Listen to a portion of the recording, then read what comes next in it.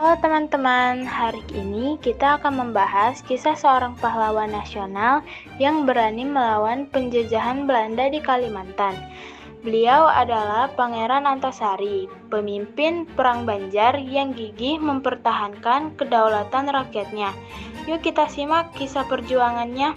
Kehidupan awal Pangeran Antasari lahir sekitar tahun 1797.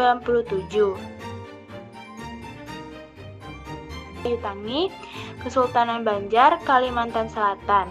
Nama aslinya adalah Gusti Inu Kartapati. Ia berasal dari keluarga bangsawan dan merupakan cucu dari Sultan Sulaiman dari Banjar. Sejak kecil, Pangeran Antasari dikenal sebagai pribadi yang cerdas, berakhlak baik, dan memiliki pemahaman agama Islam yang kuat.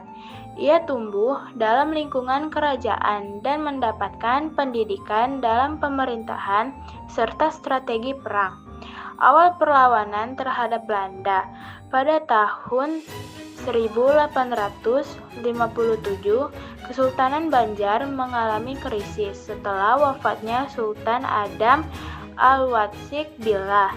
Belanda mendukung Tamjidillah II sebagai sultan, meskipun Sultan Adam telah berwasiat bahwa Pangeran Hidayatullah II yang seharusnya menjadi penerus takhta. Putusan Belanda ini menimbulkan ketidakpuasan rakyat Banjar. Pangeran Antasari pun memutuskan untuk melawan penjajah dan berjuang bersama Pangeran Hidayatullah II. Perang Banjar pada 1859 sampai 1863. Pada 18 April 1859, Pangeran Antasari memimpin serangan terhadap pos-pos Belanda di Martapura dan tambang batubara di Pengaron. Beliau berhasil menggalang kekuatan dari berbagai suku di Kalimantan, termasuk suku Dayak dan Banjar. Untuk menghadapi pasukan Belanda yang memiliki persenjataan lebih modern dengan strategi perang gerilya, Pangeran Antasari dan pasukannya berhasil merepotkan Belanda dalam berbagai pertempuran. Beberapa pertempuran besar yang dipimpin oleh Pangeran Antasari adalah 1. Penyerangan benteng Belanda di Pengaron pada tahun 1859. 2. Pertempuran di Gunung Pamaton. 3. Pertempuran di Sungai Barito dan Benteng Tabanio.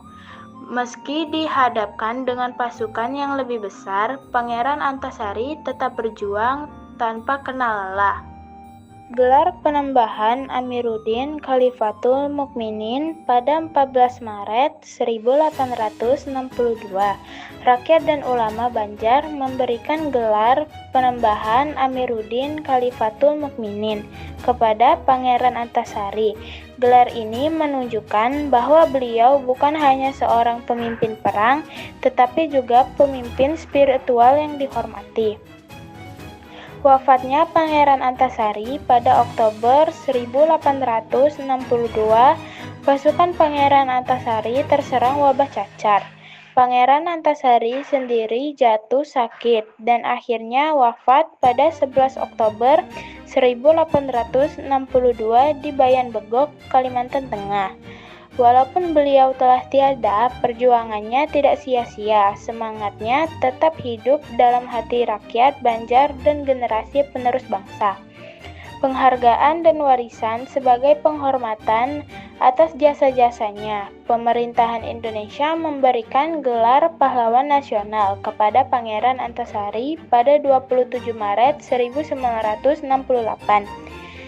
Namanya kini diabadikan dalam berbagai tempat seperti Universitas Islam Negeri Antasari di Banjarmasin, Jalan Pangeran Antasari di berbagai kota di Indonesia, Rumah Sakit Umum Daerah Pangeran Antasari, patung dan monumen peringatan di beberapa tempat di Kalimantan. Kesimpulannya adalah Pangeran Antasari adalah seorang pahlawan yang gagah, berani dalam melawan penjajah. Perjuangannya dalam Perang Banjar membuktikan bahwa keberanian dan tekad yang kuat dapat mengguncang kekuatan besar seperti Belanda.